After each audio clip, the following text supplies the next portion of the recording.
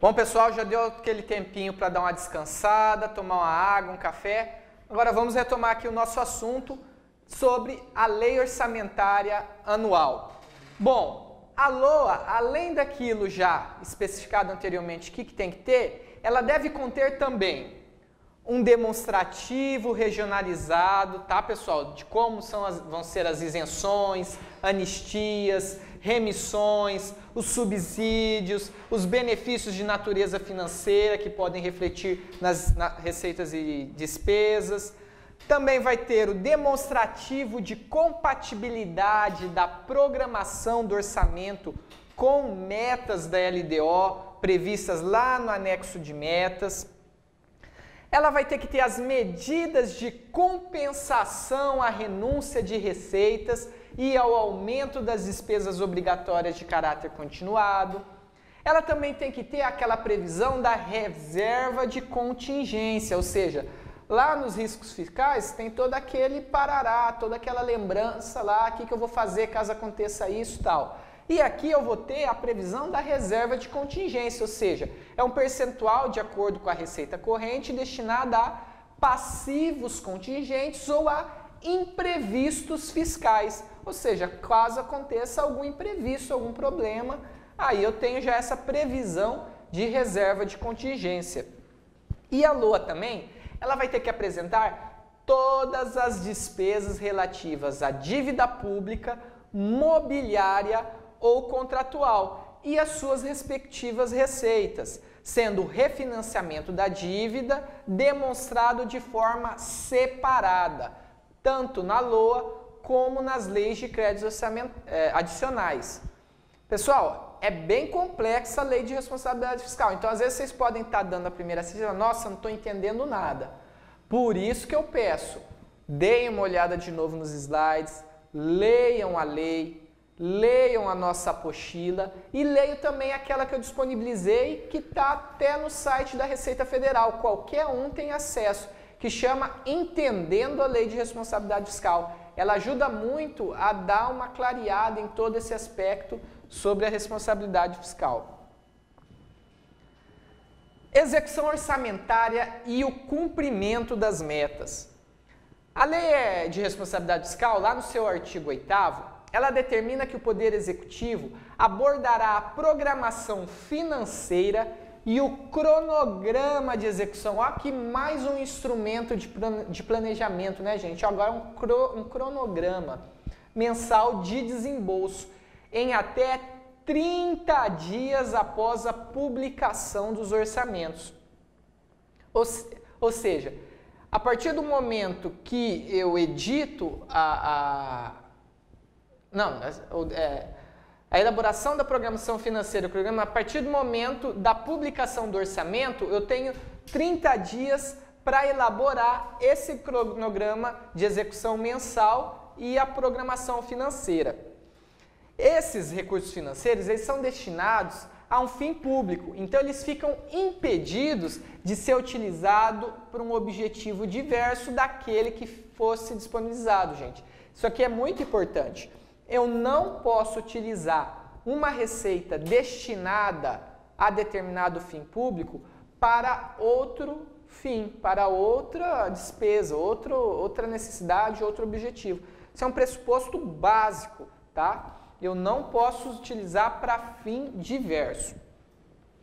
O artigo 9º lá da LRF, ele também prevê a limitação de empenho e da movimentação financeira nos 30 dias subsequentes, se verificado que, ao final de um bimestre, a realização da receita não puder comportar as metas de resultado primário ou nominal estabelecidos para o exercício. Ou seja, se eu for ver que o dinheiro, que a receita elaborada para determinado período não vai alcançar aquilo, eu não vou conseguir cumprir, eu vou limitar o meu empenho e a minha movimentação nos 30 dias subsequentes.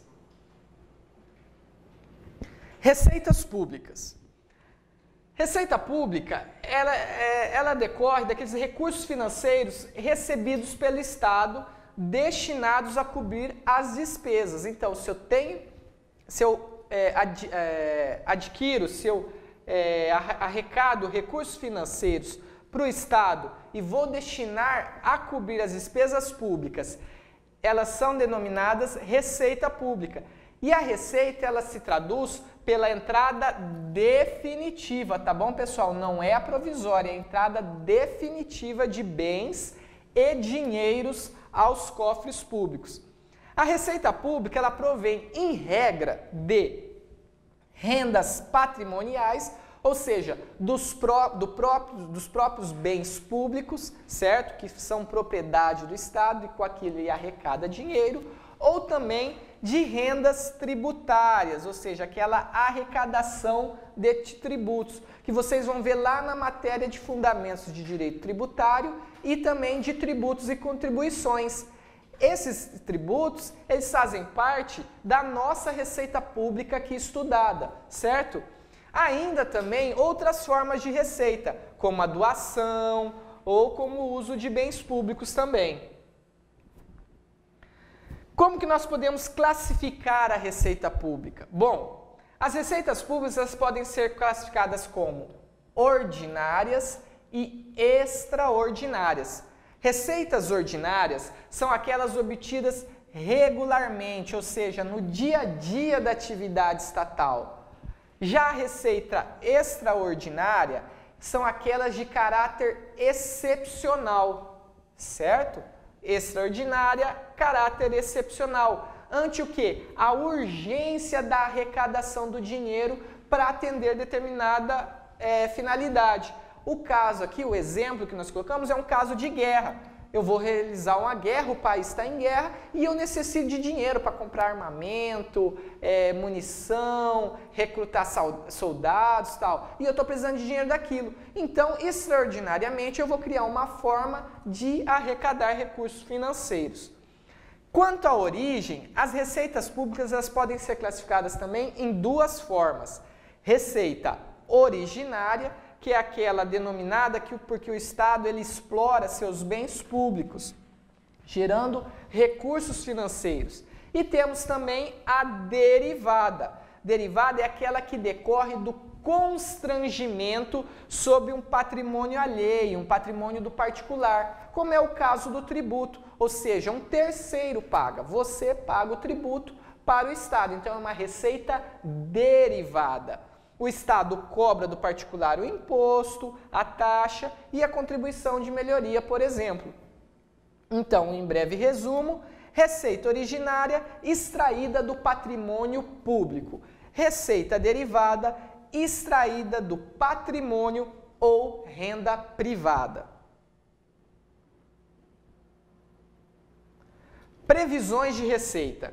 Lá no artigo 11 da Lei Complementar 101 de 2000, ela afirma que a instituição, ou seja, a criação, previsão e a efetiva arrecadação dos tributos é um requisito essencial da responsabilidade na gestão fiscal. Ou seja, Estado, município, União têm o dever de arrecadar os tributos. Ou seja, é um requisito essencial. E o seu descumprimento traz como consequência imediata a suspensão de transferências voluntárias ao ente público que se mostrar negligente nessa questão.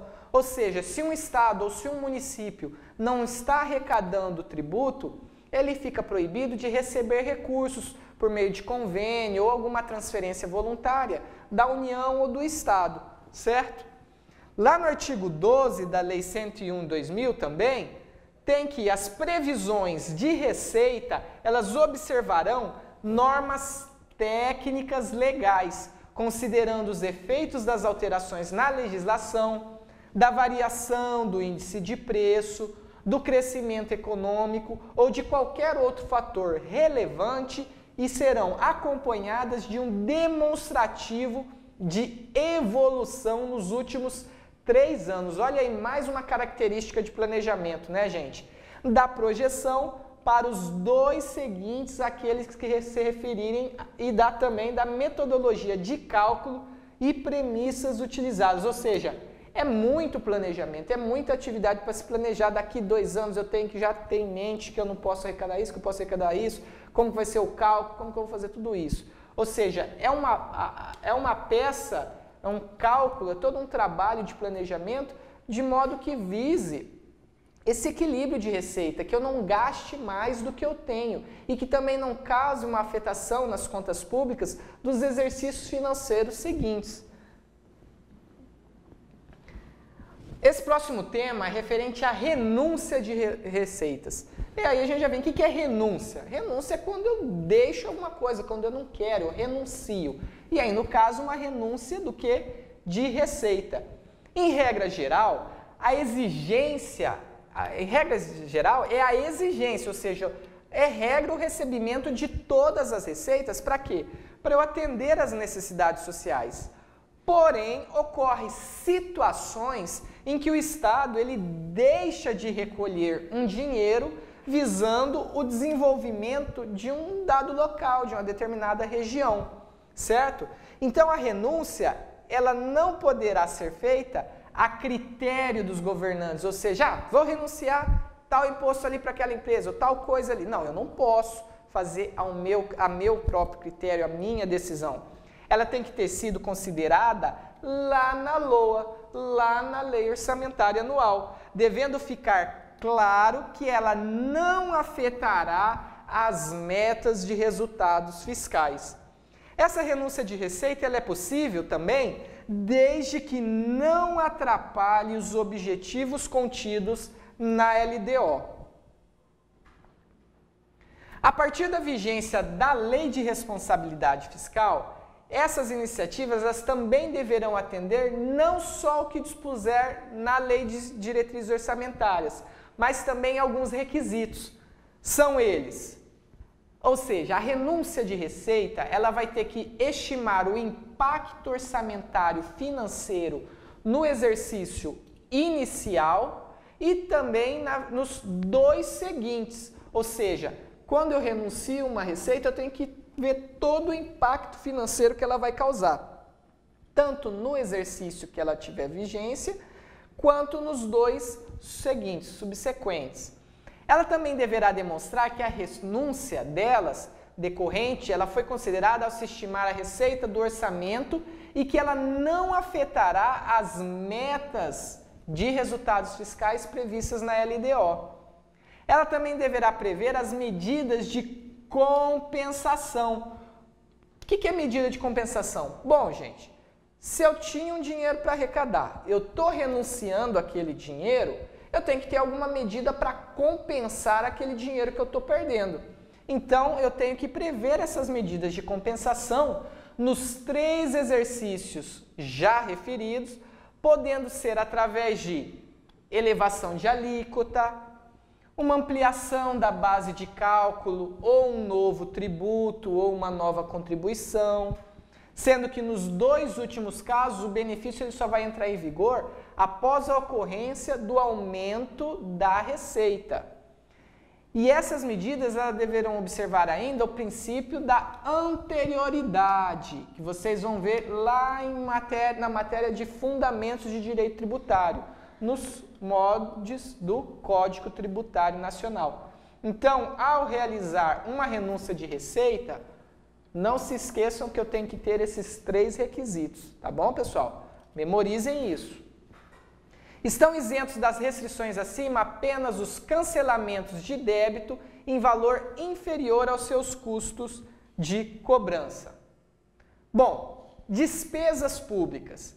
A despesa ela consiste ante uma previsão legal, ou seja, tem que ter previsto em lei a despesa pública, na aplicação de recursos arrecadados juntos às necessidades públicas. Toda e qualquer despesa só é efetuada mediante previsão legal, ou seja, mediante previsão na lei. E elas podem ser classificadas também como ordinárias e extraordinárias. As primeiras se sustentam com os recursos que podem ser renovados anualmente. Já as despesas extraordinárias são aquelas que atendem aos gastos momentâneos e esporádicos, como nós vimos também lá no caso da guerra. Geração de despesas. A criação, expansão ou aperfeiçoamento da ação governamental que ocasione aumento dos gastos públicos, ela vai ser acompanhada de uma estimativa de impacto orçamentário financeiro no exercício em que se deve entrar em vigor e também nos 2 subsequentes, e também a declaração do ordenador de despesa de que o aumento daquela despesa, aquela nova despesa que eu estou realizando, ela tem uma adequação orçamentária e financeira com a LOA e também uma compatibilidade com o PPA e com a Lei de Diretrizes Orçamentárias, a LDO. Será considerada uma despesa não autorizada, irregular e lesiva ao patrimônio público se a geração de despesa ou assunção de obrigação não atender a essa criação, expansão ou aperfeiçoamento da ação governamental que acarrete aumento da despesa, certo? E ela é até também prevista como um crime lá no Código Penal. É o ordenador de despesa declarar ordenar uma despesa não prevista, ou seja, irregular. Isso também causa crime. Despesas com pessoal. As despesas com pessoal são aquelas despesas com folha de pagamento de pessoal, que são as mais representativas. Hoje você vê o que o Estado mais se gasta é com o pagamento da folha, é com o pagamento dos seus servidores. E aí ela chama a atenção da sociedade. Então, por isso que é necessário impor limites para os gastos com o pessoal. E de acordo lá com o artigo 18 da LRF, entende-se como despesas de pessoal o somatório dos gastos do ente da federação com ativos, as despesas com inativos e pensionistas, mandatos eletivos, cargos, funções ou empregos, os vencimentos e vantagens fixas. Eu vou estar passando só aqui por cima, tá, pessoal? Aí vocês leiam, estudem, dá uma olhada aqui nesse rol certinho. Os subsídios e proventos de aposentadoria, reformas e pensões, adicionais, gratificações hora extras e vantagens pessoais, encargos sociais e as contribuições recolhidas pelo ente e as entidades da Previdência. O que é importante a gente ter em mente? No período de 12 meses serão apurados os gastos com pessoal. Na Lei de Responsabilidade Fiscal, ela coloca esse limite no setor público, sendo que eu não posso gastar mais do que 50% da receita corrente líquida quando se tratar da União. E quando se tratar dos estados e municípios, eu não posso gastar com pessoal mais de 60% da receita corrente líquida, certo? E desses 60% na esfera estadual, a repartição será da seguinte forma: 2% para o Ministério Público, 3% para o Legislativo, incluindo o Tribunal de Contas do Estado, 6% para o Judiciário e 49% para o Executivo. Somar tudo isso aqui no final vai dar 60%, certo? Já na esfera municipal, esse limite de 60% se reparte em 6% para o Legislativo, incluindo o Tribunal de Contas do município, quando houver, que nós vamos ver lá na matéria de prestação de contas, e 54% para o Executivo. Na esfera federal, como nós vimos, o limite será de 50% e será dividido em 40,9% para o Executivo, 6% para o Judiciário, 2,5% para o Legislativo e 0,6% para o Ministério Público, que também no final das contas teremos aqui 50%. É importante ressaltar que também existe algumas despesas que elas não integram limite previsto em lei. Quais são? Despesas com indenização por demissão de servidores ou empregados, despesas relativas ao incentivo à demissão voluntária, despesas com pessoal verificadas em decorrência de convocação extraordinária do Congresso Nacional, os representantes do povo para comparecer ao Congresso lá em caráter excepcional, as despesas correntes de decisão judicial e da competência do período anterior ao da apuração das despesas com pessoal, as despesas de pessoal do Estado da Roraima, Amapá e do Distrito Federal, tendo em vista que elas são custeadas pela União, e as despesas com inativos custeadas com recursos de fundos próprios. Caso haja excesso de despesa com pessoal, deverá haver a redução dos limites estabelecidos anteriormente em lei. E o percentual excedente terá de ser eliminado, ou seja, eu tenho que eliminar esse excesso nos 2 quadrimestres seguintes, sendo que pelo menos 1/3 dessa despesa tem que ser reduzida no primeiro quadrimestre, tá bom, pessoal? Por fim, o artigo 21 da Lei de Responsabilidade Fiscal, ele determina a nulidade de qualquer ato que arrecade aumento de despesa com pessoal expedido nos 6 meses que antecedem ao final do mandato do titular do respectivo poder ao órgão. Vale lembrar que essa norma, ela alcança também os presidentes dos legislativos municipais, tá bom, pessoal? Cujos seus mandatos, nesse caso, eles têm duração apenas de 2 anos, estando consequentemente impedidos de aumentar a despesa com pessoal no último semestre que estiverem presidindo as suas câmaras municipais.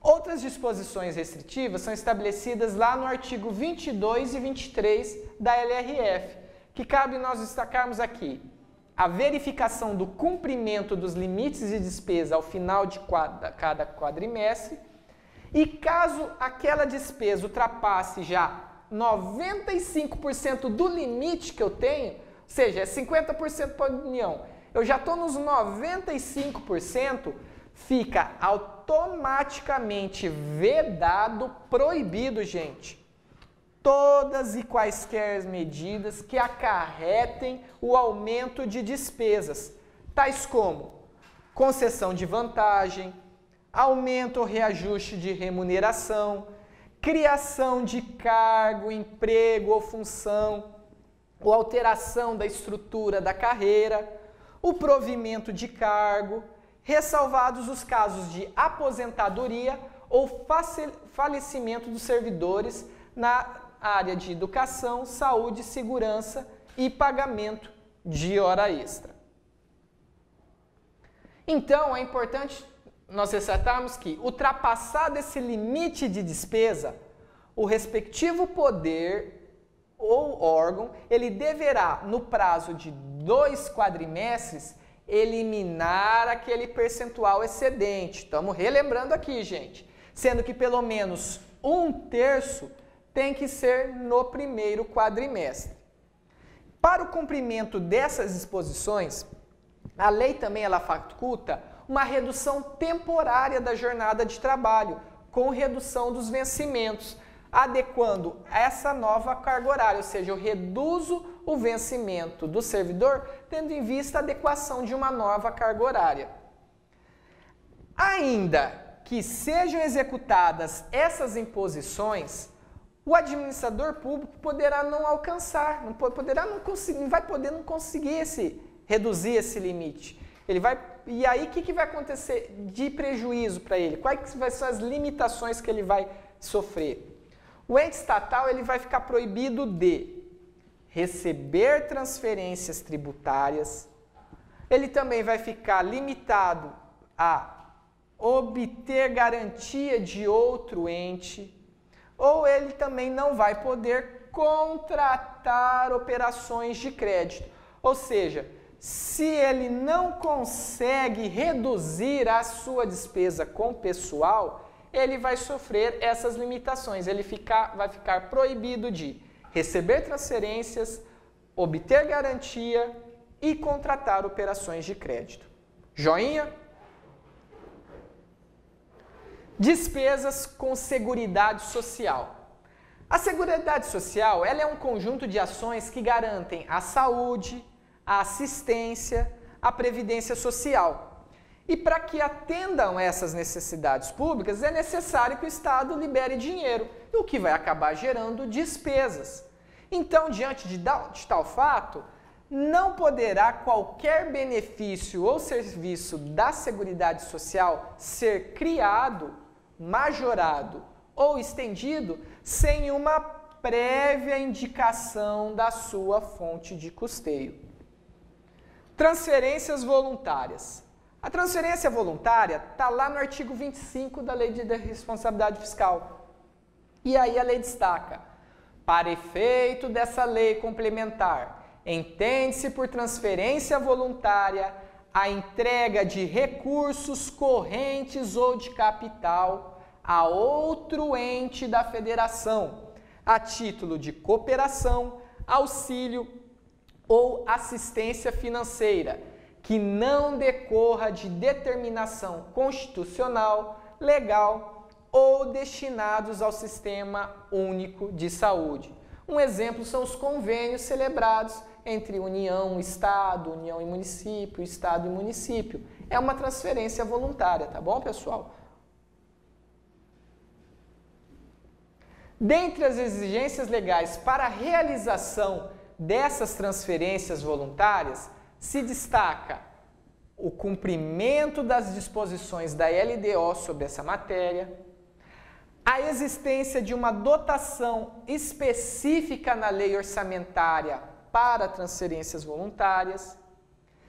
Essas transferências não podem ser destinadas para o pagamento de pessoal ativo, inativo e pensionistas dos estados, do Distrito Federal e dos municípios, e a comprovação por parte do beneficiário que se acha em dia com o pagamento de tributos, empréstimos e financiamentos devidos ao ente transferidor. Ou seja, se eu estou transferindo dinheiro para você, meu amigo, você não pode estar me devendo.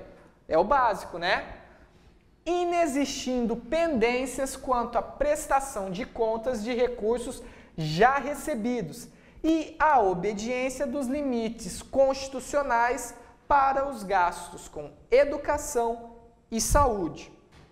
E também a existência de uma contrapartida no orçamento do ente beneficiário. Cabe observar que a verba recebida não poderá ser utilizada em finalidade diversa daquela que for pactuada no instrumento utilizado para formalizar a transferência. Ok? Bom, pessoal, daqui a pouco a gente volta falando sobre dívida pública e gestão patrimonial. Até mais!